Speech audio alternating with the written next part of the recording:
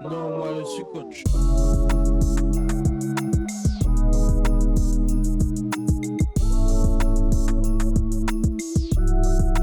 Moi je suis coach.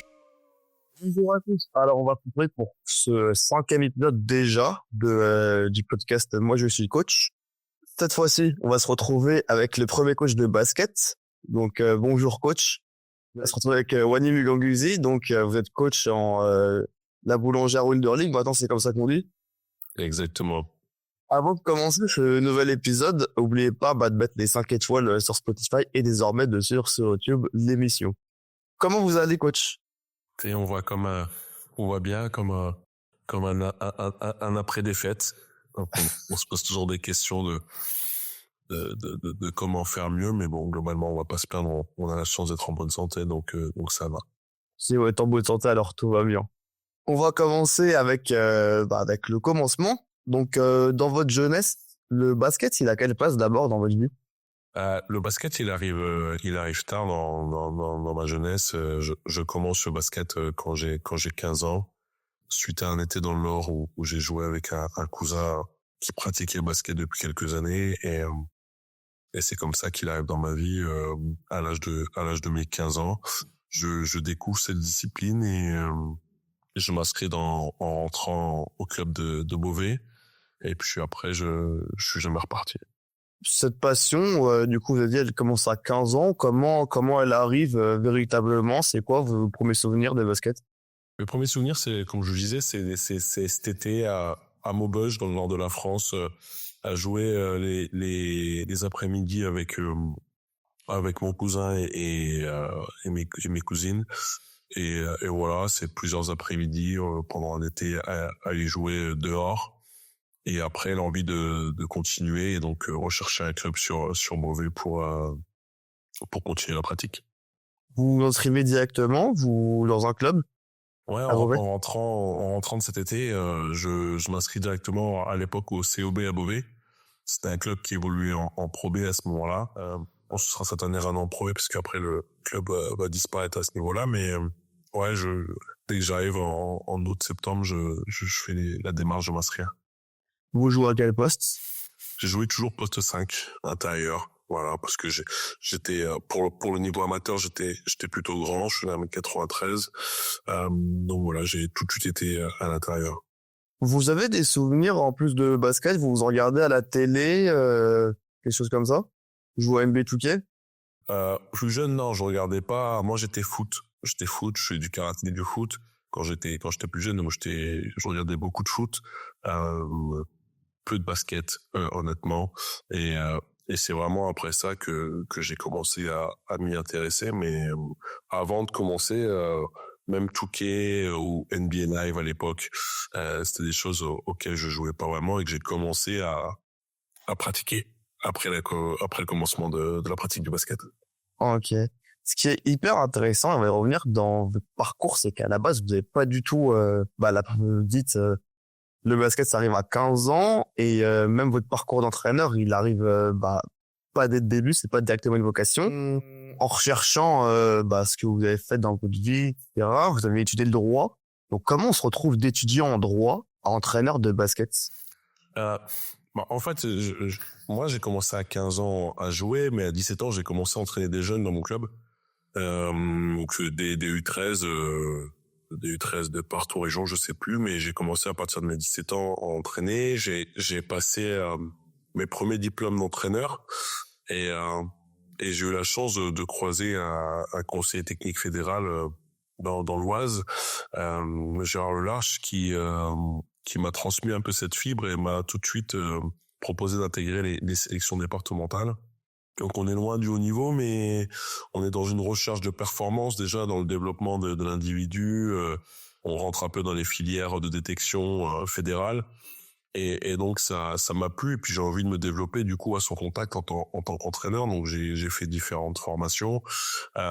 J'ai continué à entraîner dans mon club aussi. Je suis passé de U13 à U15, de U15 à U18. Et quand je suis parti à la fac, j'ai eu la chance, dans mes jobs étudiants, j'étais assistant d'éducation à côté de mes études à la fac, de croiser une joueuse qui était en centre de formation.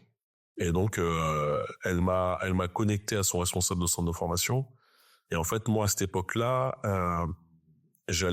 initialement, j'allais à Lille parce que j'ai des amis qui jouent en Pro B et je regardais les entraînements dans les tribunes. Le coach m'avait permis de faire ça. Et donc, quand j'ai eu cet échange avec cette joueuse, j'ai demandé à faire pareil au niveau du centre de formation de Villeneuve-d'Ascq.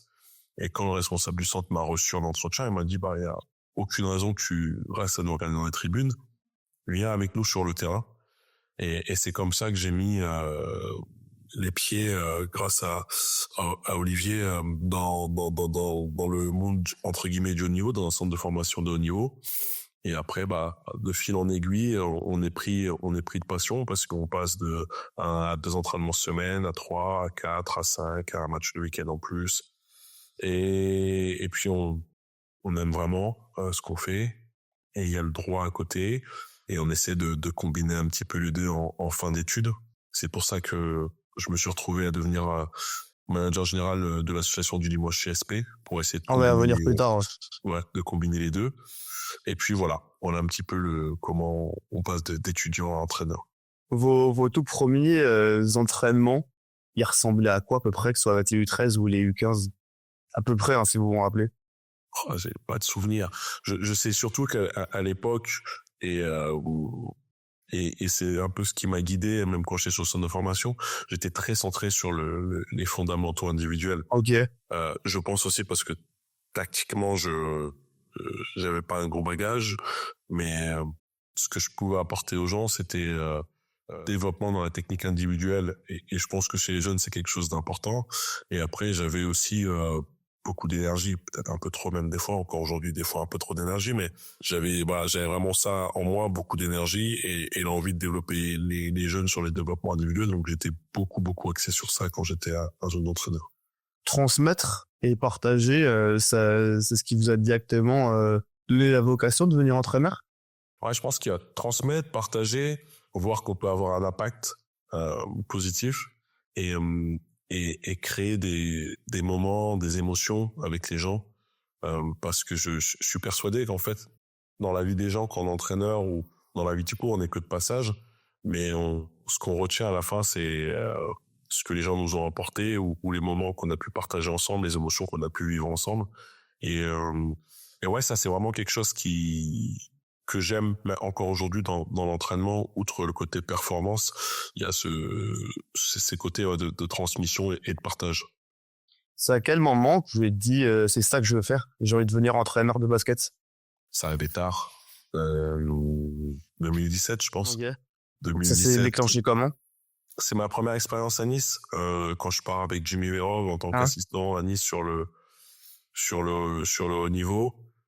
Je découvre vraiment ce que c'est que être en contact d'une équipe professionnelle, et j'ai la chance, ma première année, d'être avec des joueuses extraordinaires. J'ai côtoyé Minia Touré, je côtoyais Alix Duché, ces 2 internationales françaises aujourd'hui, des joueuses très travailleuses et puis en fait qui me poussent à être meilleur en tant à l'époque assistant. Ok.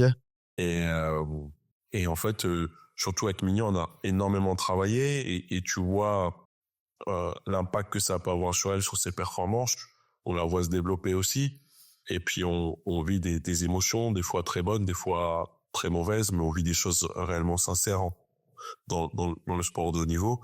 Et je les ai vécues au départ en tant qu'assistant et je me suis dit, c'est sympa et j'ai envie d'en faire mon métier. Vous l'avez dit, pendant vos études, vous étiez en même temps à Villeneuve-d'Ascq. Ça vous faisait un emploi du temps chargé? Vous arrivez comment à jongler entre les deux? C'était plus ou moins même très chargé, parce que il y a les cours à la fac, sans aménagement.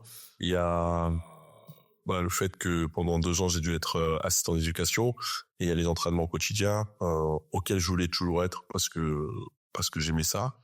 C'était chargé, il faut de l'organisation. Alors moi j'ai eu de la chance, c'est que j'ai rencontré très vite un groupe d'étudiants qui avaient un an d'avance sur moi. Et eux qui, pour des raisons perso, passaient leur journée à la BU, la bibliothèque universitaire. Et l'avantage en droit, c'est qu'il y a quand même pas mal de matières qui ne bougent pas. on va dire, d'une année sur l'autre, où c'est les mêmes cours, parce Ok. que les textes de loi sont pas toujours changés. Et puis, il y a des cours, je prends l'histoire du droit institutionnel avant 1789, ce cours, il va pas bouger. Il bougera Ouais, ok. jamais. Voilà. Ok, je capte. Et donc, en fait, ces personnes-là m'ont pris un peu sous leur aile et m'ont donné tous les cours de l'année d'avant par rapport aux profs que j'avais avec eux. Et donc, moi, par rapport à ça, je bossais la journée à la BU, souvent avec eux. Si j'avais des questions, je pouvais leur poser. J'allais à tous mes TD, du coup, sur place. Et comme ça me permettait de pas avoir la charge de prise de notes, traitement de la prise de notes, et ensuite apprentissage. Et quand j'étais à la BU, je faisais directement le traitement de la prise de notes et l'apprentissage. Ouais, ok. Travailler sur mes Vous TD. gagnez du temps, du coup. Exactement. Ouais, pas bête, ça. Villeneuve d'Ascq, le club féminin par excellence en France. Le club, il a une présence dans la ville et il est reconnu et connu pour tout ce qui entraîne. Être directement à l'intérieur de ce club-là, ça déclenche les choses en vous. Alors, comme moi j'y suis à l'époque, Ouais. il n'y a pas encore les premiers titres. Ouais. Alors il y a les prémices, moi je vais être là. Il y a les prémices, l'année- on voit que ça va donner quelque chose, quoi. Ouais. Moi je suis là les années, l'année où il y a Emma Messman, mais il y a pas de titre. Il y a des très bonnes saisons. Et ma dernière saison, c'est l'année où il y a la Coupe d'Europe qui est gagnée. Par Fred Dussart et Loubar. Mais moi, plus qu'en fait Villeneuve d'Ascq, parce que c'est aujourd'hui ou peut-être que ça a plus des résonances parce qu'il y a des résultats depuis une dizaine d'années. Mais moi, plus qu'autre chose, c'est plus le côté de je suis à la maison parce que moi j'ai grandi à 3 minutes de la salle. De mes 0 à 5 ans ou 4 ans, j'ai grandi à 3 minutes de la salle. Je suis né dans le Nord, j'ai toute ma famille là-bas. Et en gros, quand je fais mes études au départ à Villeneuve d'Ascq, à Lille, bah, moi, mon but, c'est de rester dans la région, c'est d'être à la maison. Donc, c'est plus une fierté d'être rentré à la maison, d'être dans le club de la région féminin qui performe et d'avoir des gens aussi qui me permettent de me développer dans le club, quoi. Je parlais d'Olivier du tout à l'heure, j'ai aussi, eu Olivier Dalluin, j'ai eu Louba qui a pris du temps aussi pour moi, donc c'est pareil, c'est un club de haut niveau mais aussi familial où les gens sont disponibles et en fait pour moi c'est vraiment une opportunité de me développer en tant qu'entraîneur et à ce moment-là j'ai pas trop la vision de Villeneuve, le club champion d'Europe parce qu'ils le sont pas encore, le club champion de France parce qu'ils le sont pas encore, mais en revanche on vit des super moments quand on va voir les pros jouer parce que l'équipe elle tourne et puis je dis comme j'ai souvent voilà mon meilleur souvenir c'est la Coupe d'Europe, elle est gagnée à Brenne dans une salle de je crois 5000 personnes où la moitié est rouge, où on est assis dans des barres d'escalier parce qu'ils ont dû plus de place que de places assises et ouais c'est des grands moments. Ouais, c'est le club de proximité, quoi. Enfin, le grand club de chez vous, quoi, de la ville. Ouais, c'est ça. Alors maintenant il y a du rugby aussi, mais Ouais. à l'époque c'est le basket féminin. Quand on parle de Villeneuve pour le sport, c'est le Ouais. basket féminin. Ouais. Bah, encore aujourd'hui, même, en vrai. Alors aujourd'hui, oui. Alors c'est vrai qu'après le départ de Fred, il a fallu du temps un peu pour reconstruire ce que Rachid Mezen a très bien fait jusqu'à remporter le titre l'année dernière et la finale de l'Euroleague. Et ouais, je pense que c'est vraiment un club fer de lance pour la ville de Villeneuve d'Ascq et un bon étendard pour le Nord-Pas-de-Calais parce que bah on se rend compte qu'aujourd'hui dans le Nord-Pas-de-Calais en Ligue féminine, il n'y a plus que Villeneuve d'Ascq. Vous l'avez dit, vous allez après, par la suite, retourner à l'administratif, donc au droit, en passant au CSP Limoges. Pourquoi? Alors que, ok, vous étiez dans pas forcément un rôle très important à Villeneuve d'Ascq, mais pourquoi retourner directement à l'administratif quand on était dans les équipes de formation? Alors déjà, faut savoir qu'à Villeneuve, moi, j'étais pas salarié. Ouais. J'étais un pur bénévole. Et donc, à un moment donné, quand je finis mes études, il faut que je commence à gagner ma vie. J'avais vraiment l'envie d'allier le basket et le côté juridique. Et je me souviens qu'à Villeneuve d'Ascq, j'avais même eu des entretiens pour m'expliquer un petit peu son métier avec Valentin Cavelier à l'ancienne qui était directeur général. Et ce poste de manager général m'intéressait bien et pouvoir l'apprendre au sein de l'association du Limoges CSP, pour moi, c'était quelque chose d'intéressant. Surtout que mon prédécesseur, Jérémy Dussart, qui m'a fait venir au Limoges CSP, lui avait grandi sur ce poste et avant de partir sur un club professionnel pour faire ce métier. Donc, je voyais bien avoir un petit peu la même trajectoire, c'est-à-dire Ok, comme un modèle, quoi. ouais, avoir le côté basket que j'aime à travers ce poste, mais le côté juridique aussi que j'aimais beaucoup avec les missions du poste. Donc c'est pour ça que le poste de GM m'intéressait beaucoup, et puis on touche à pas mal de choses sur ce poste, et voyant mon prédécesseur son évolution, je me dis que c'était une bonne chose. Concrètement, c'était quoi les tâches que vous avez à faire ou les missions à faire en tant que GM? Alors moi, j'étais responsable administratif, juridique et financier, donc pour dégrossir les traits, je gérais les 5-6 salariés qu'il y avait sur l'association, je supervisais les différents projets, et j'étais en relation avec les dirigeants de l'association, le président sur la partie RH, la partie, j'avais aussi un suivi comptable avec le vice-président pour savoir un petit peu comment se passaient les comptes du club. Après ce petit passage au CSP, vous allez avoir l'opportunité de rejoindre Nice. Cette opportunité, comment elle se présente à vous? L'opportunité, elle se présente par Jimmy Verov. Jimmy Verov, qui était donc lui directeur technique du Limoges CSP Association. Donc c'était mon collègue.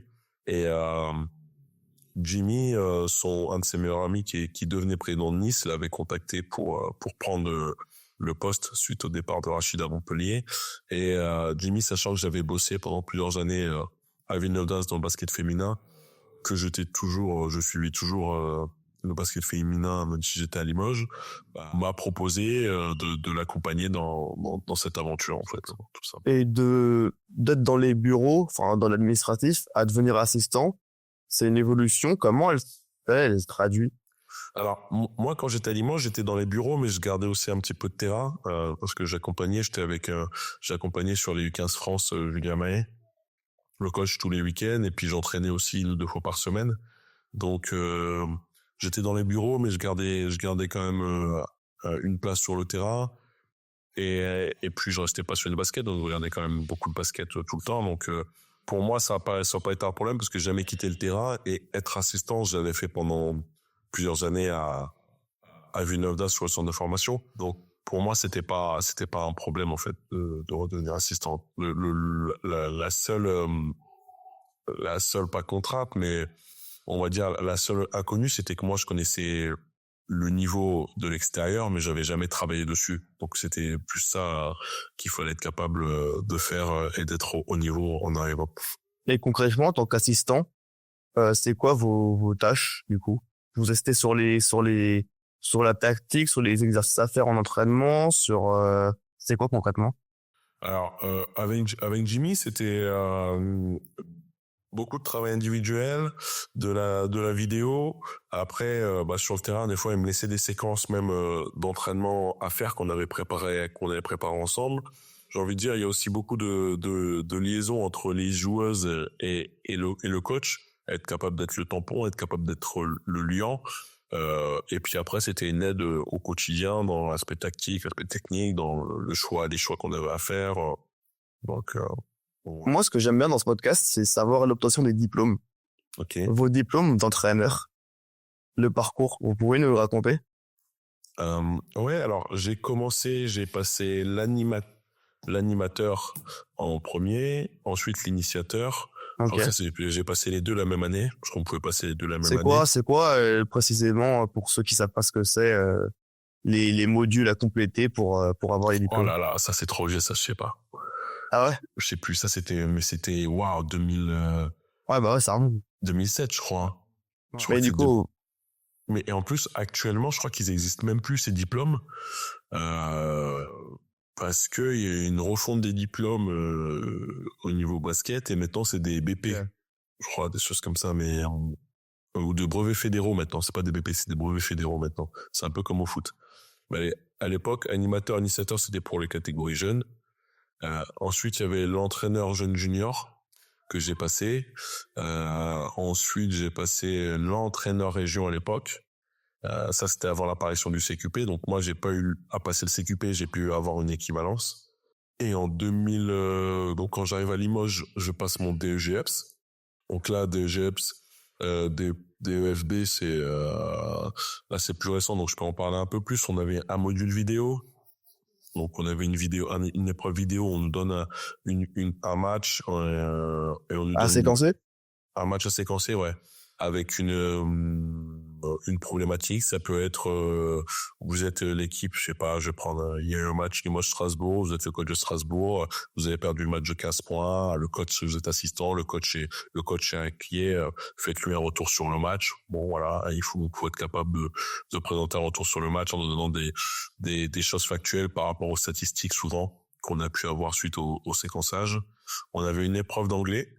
Une prof tout bête d'anglais, une discussion avec quelqu'un, un dossier à rendre sur notre équipe, ce qu'on appelle un projet de performance, être capable d'écrire notre équipe, joueur par joueur, qu'est-ce qu'on veut y faire, comment on veut les développer, qu'est-ce qu'on va mettre en place, nos planning d'entraînement à l'année, c'est-à-dire par module et les critères de réussite, critères d'amélioration et Ah, autres. ok. Et donc par rapport à ça, ils viennent nous observer aussi à l'entraînement, sur une séquence d'entraînement pour évaluer notre pédagogie d'entraînement. Et après on avait aussi un gros dossier. Là c'est plus la partie ministère des Sports, c'est ce qu'on appelle un dossier de structure, c'est pour aller savoir si on est capable de conceptualiser, concevoir et mettre en place et évaluer un projet. Ok. Donc ça c'était le DEGEPS. Et après, suite à ça, j'ai passé le DESGEPS et le DEPB, c'est le diplôme d'entraîneur professionnel, c'est le dernier. Il y avait à peu près les mêmes épreuves, mais on va dire tout un cran au-dessus. Et ça, c'est pour avoir le diplôme d'entraîneur professionnel pour pouvoir entraîner en première division. Par la suite, on va revenir à la carrière. Vous restez qu'une seule année à Nice pour arriver là où vous êtes maintenant, à Landerneau. Comment, encore une fois, pourquoi quitter après seulement un an Nice? Alors, Nice, ça a été une saison très compliquée. Ça a été une saison très compliquée, sportivement et humainement. Sportivement, parce qu'on n'a pas gagné beaucoup de matchs. Il y a eu pas mal de rebondissements. On s'est rendu compte très vite, en fait, que le club financièrement était beaucoup moins bien qu'est-ce qui était annoncé. Donc ça a conduit le coach Jimmy à partir en février du club pour rejoindre Pau. Alors, je vais la faire courte.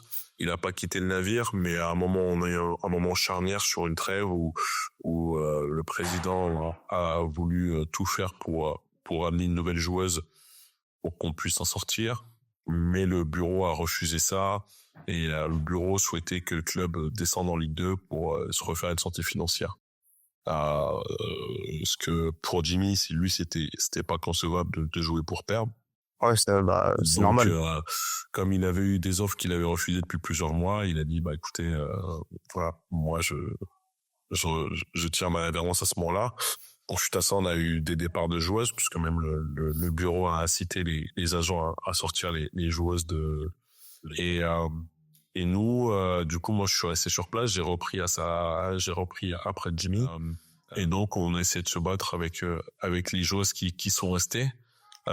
Pour maintenir le club sportivement, ce qu'on a échoué à la dernière journée du championnat, en sachant qu'à la fin il nous restait que 5 joueuses professionnelles.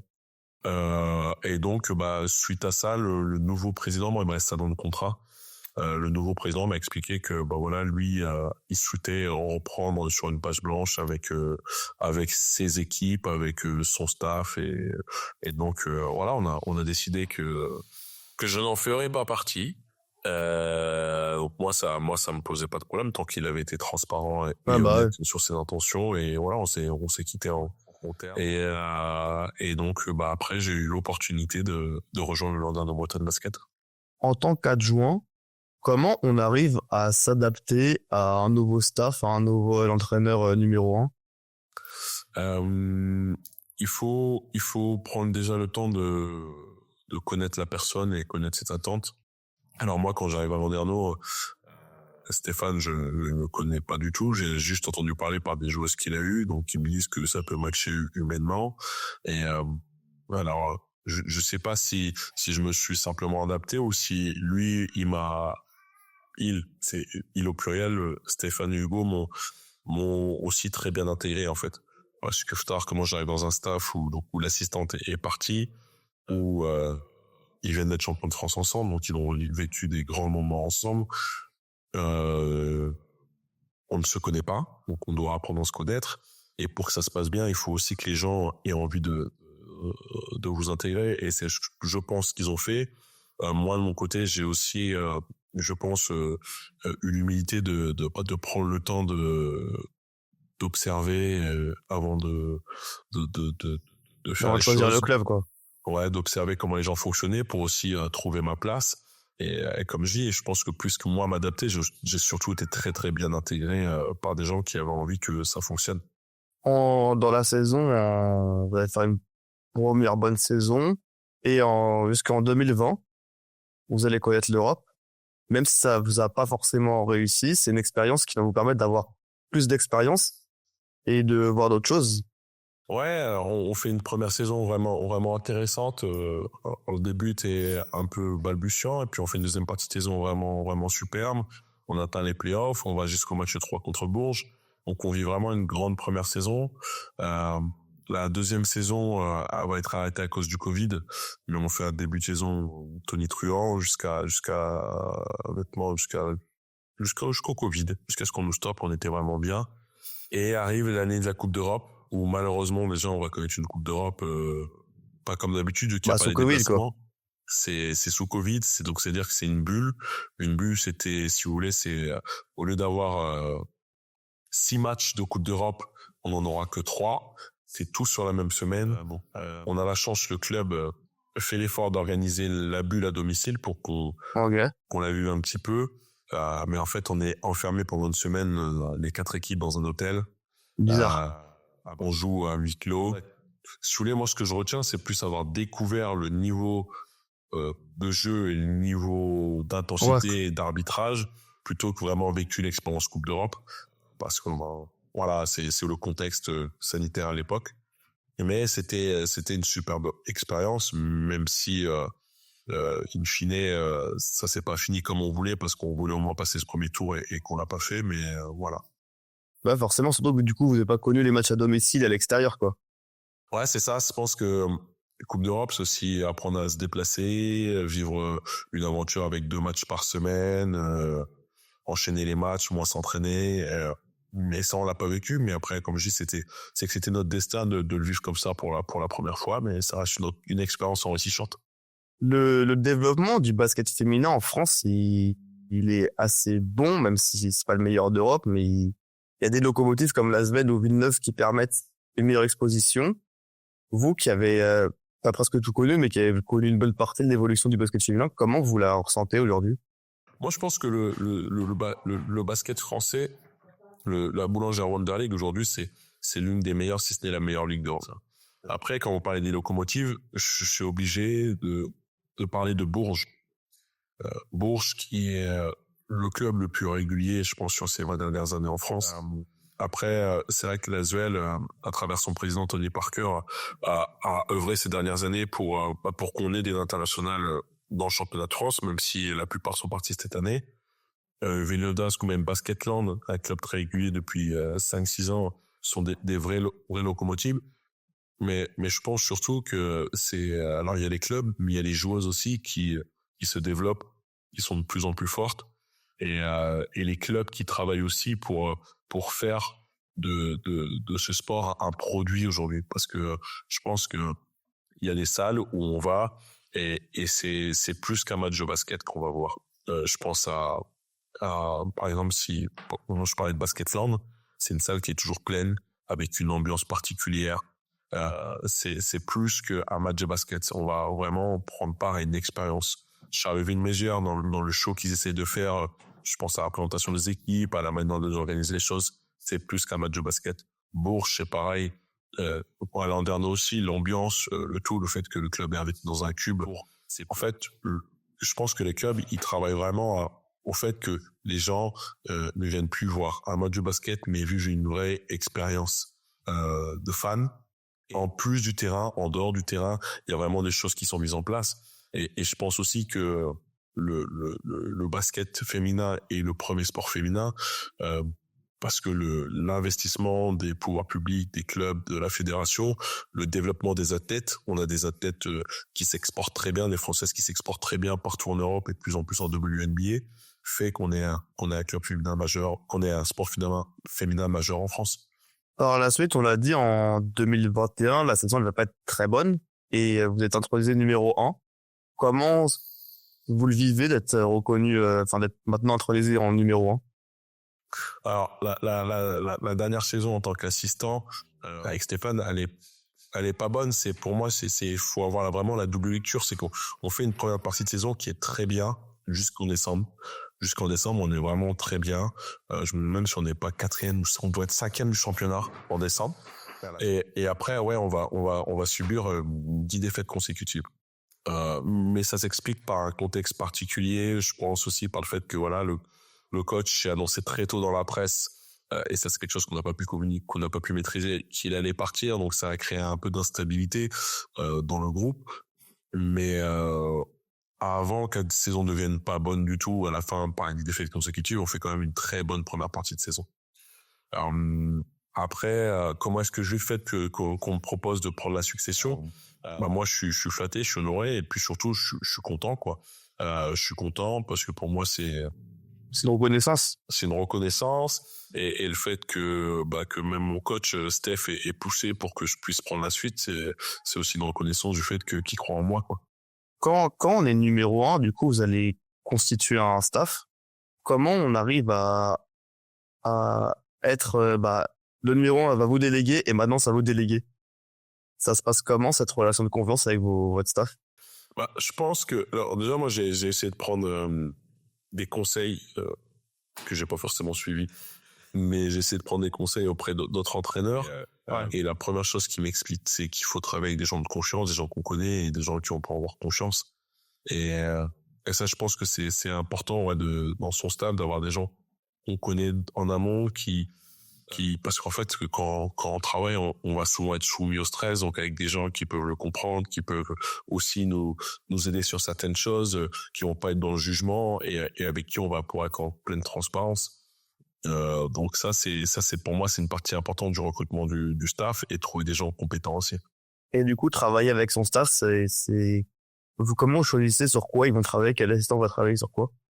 Aujourd'hui, par exemple, pour faire dans mon staff, j'ai 2 assistants basket et un préparateur physique. Et donc, sur les assistants basket, j'en ai un qui va être plus sur la partie vidéo et un qui va être plus sur la partie développement individuel. Après, je le fais par rapport aux compétences que je connais des uns et des autres.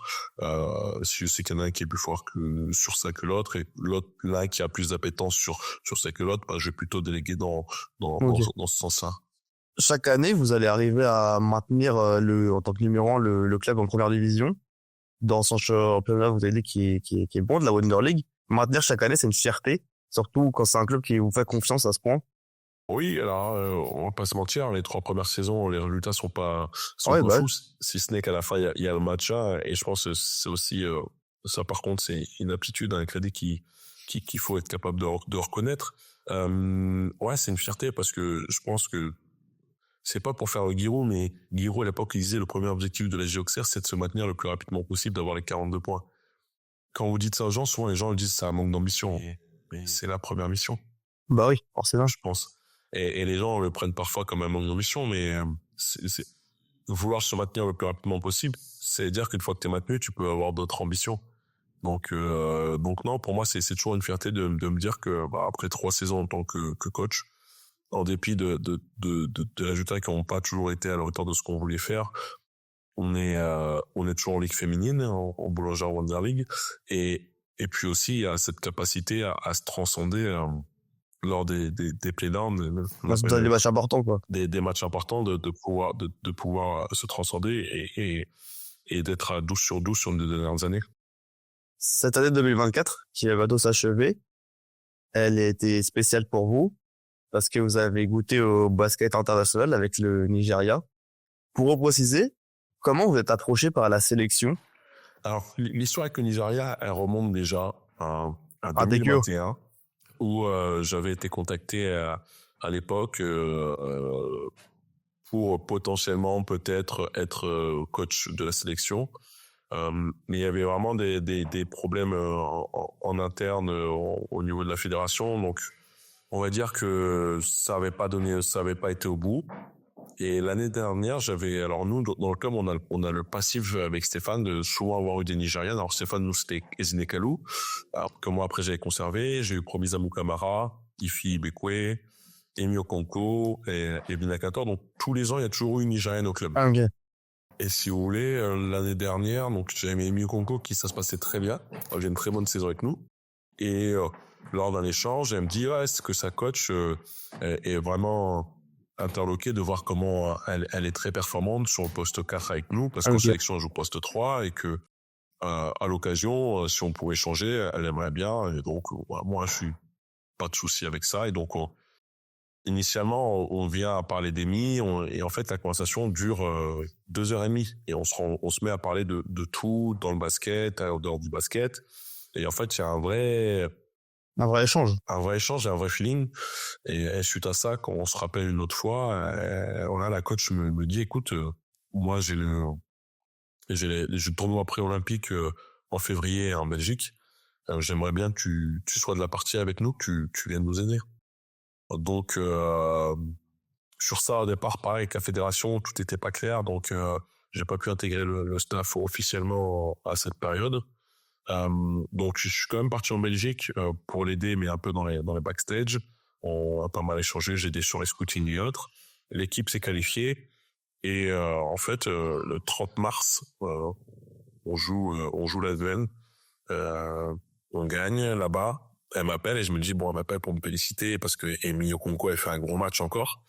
Et donc, elle m'appelle, elle avait pas eu le résultat. Et elle me dit, non, mais si t'es chaud, c'est bon pour les JO cet été, tu viens avec nous. Le lendemain, on avait rendez-vous avec le GM de la sélection qui me confirmait qu'il y avait un intérêt et que si j'étais OK pour partir avec eux, c'était OK, quoi. Donc, voilà un petit peu comment s'est passée l'approche. Après ce process-là, du coup, les JO, vous avez les villes de l'intérieur avec le Nigeria et faire des très bons résultats. Vous vous qualifiez pour l'écart. Et en plus, à Villeneuve d'Ascq, comment vous l'avez vécu? Je pense que c'est ma plus belle expérience, je vais pas vous mentir. Ouais. Savoir que Paris 2024, moi, c'était un rêve, c'était un objectif. Dès le début de la saison, vous vous êtes dit, moi, je vais faire les JO. Il y a quelques années avant, je me suis dit, ouais, j'aimerais faire Paris 2024. Ok.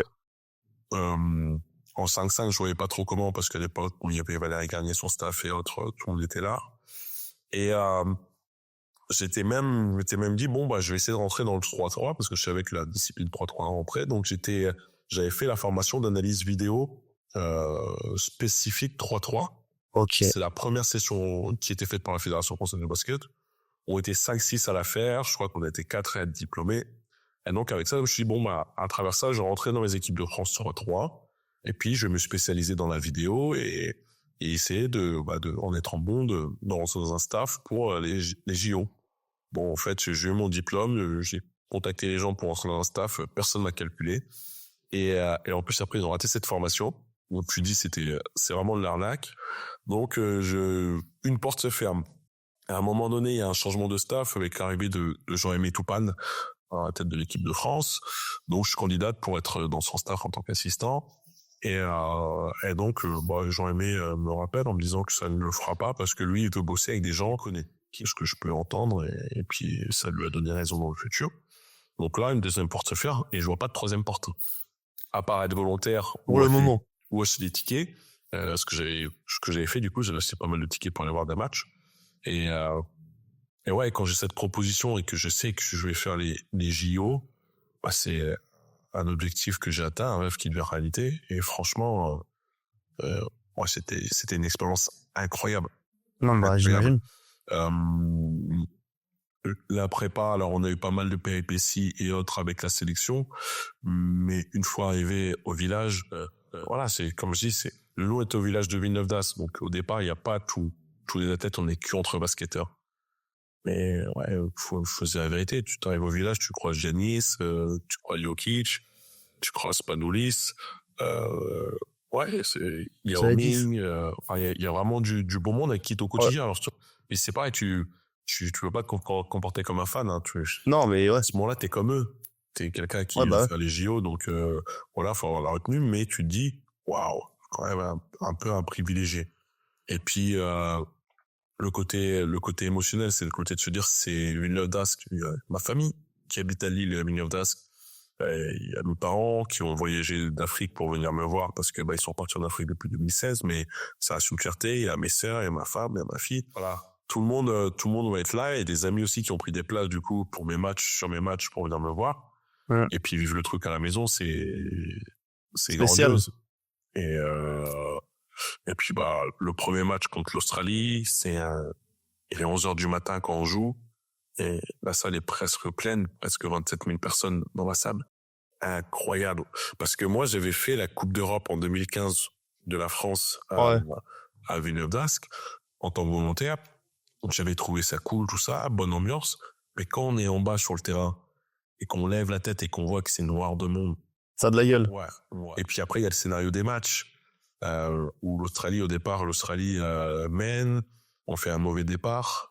Et puis on revient, dès qu'on revient, on sent la salle qui est un peu avec nous, parce qu'on a un peu le petit poussé, donc ils ont envie d'avoir un match serré. Et puis on prend le lead. À la mi-temps, on a +8 ou +10. L'Australie revient. L'Australie repasse un peu devant. Et puis on revient, on repasse devant. Et en fait, le public a pas choisi un camp, mais le public est dans un match serré. Donc il est là, il pousse à chaque fois. L'ambiance est vraiment, vraiment bonne. Et à la fin, on gagne. Et quand on gagne, ça fait 20 ans qu'une équipe africaine n'a pas gagné au JO.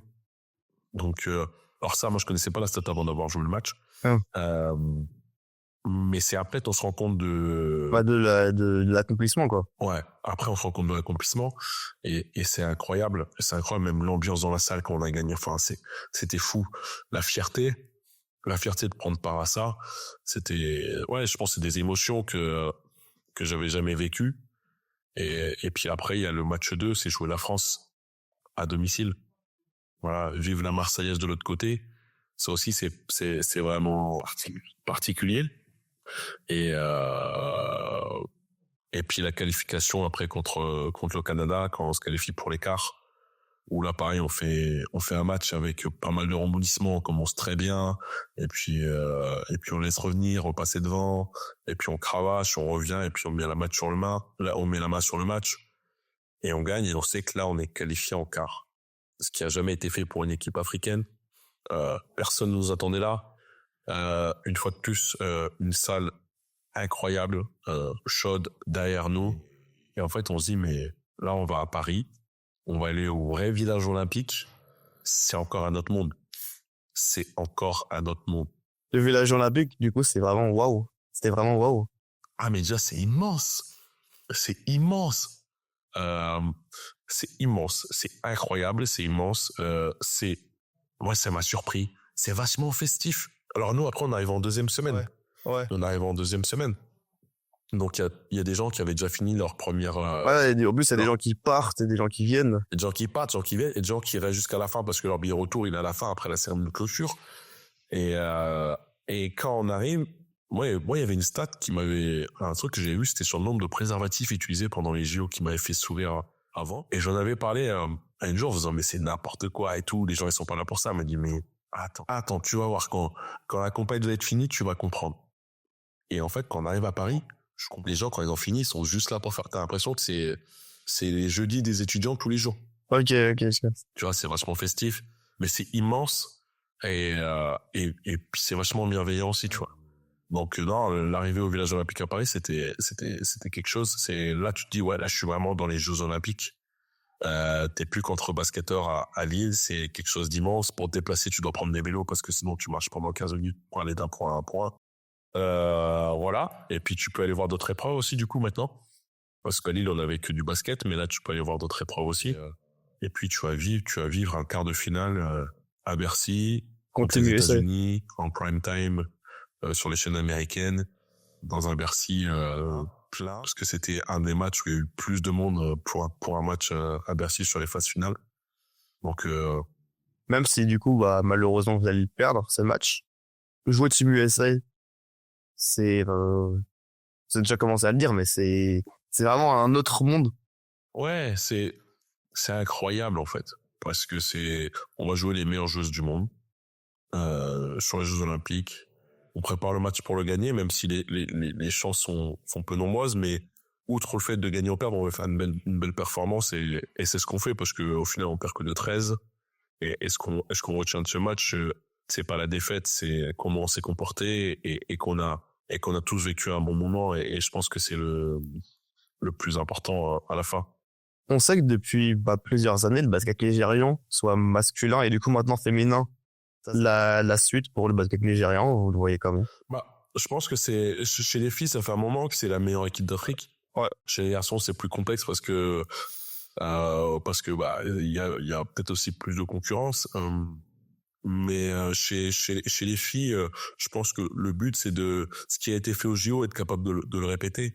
Alors il y avait eu une Coupe du Monde il y a pas longtemps, il y avait eu huitième ou quart de finale déjà, mais c'est resté dans le temps une équipe compétitive au niveau intercontinental, parce que quand on est sur le continent, à chaque fois qu'il y a un afro-basket, le Nigeria s'impose depuis plusieurs années. Maintenant, c'est être capable là, de s'imposer encore à l'afro en 2025 à Abidjan et surtout à la Coupe du Monde en 2026 de performer encore. De faire quelque chose. Vous avez toujours des liens avec la sélection ou pas pour l'instant? Si, toujours des liens avec soit la coach, avec le GM, avec les joueuses, parce que voilà, mon but moi c'est pas de faire du one shot. Ouais, c'est dans la durée. C'est de m'inscrire dans la durée. Il y a un nouveau cycle qui part, je pense jusqu'à Los Angeles 2028 en principe. Donc le but c'est d'en faire partie. Et je dis déjà de gagner l'Afro 2025 parce qu'on se rend compte que aujourd'hui le Nigeria, les 10 Tigresses, c'est l'équipe à abattre. Hein. On voit la Côte d'Ivoire qui a pris Stéphane Lett comme coach pour préparer l'Afro, le Sénégal qui a pris l'ancien coach du Nigeria pour préparer l'Afro, le Cameroun qui ne cesse de se renforcer aussi. Donc toutes les équipes ont envie de se renforcer pour être prêtes pour battre le Nigeria à l'Afro. Je trouve que c'est vachement excitant. Du coup, votre objectif à long terme, c'est l'Afro-basket. Ouais, là l'objectif de l'année avec le Nigeria, ça va être en 2025, ça va être de garder la couronne. Ok. Et avec Landerneau, c'est quoi? L'objectif avec Landerneau cette année, pour nous, c'est d'atteindre les playoffs. Alors, okay. On a fait un début de saison qui était plutôt correct. Une deuxième partie là sur la première partie de saison qui est un peu moins bien. On a raté des occasions de prendre des points. Mais il nous reste 11 matchs pour atteindre notre objectif. Donc c'est faisable. L'objectif, c'est playoffs cette année. Ouais, c'est ça, l'objectif, les playoffs. Et c'est ce que je voulais vous souhaiter. Merci à vous pour cet entretien. Merci beaucoup à vous pour votre temps. Bonne journée à vous. Bonne journée, au revoir. Non, moi je suis coach.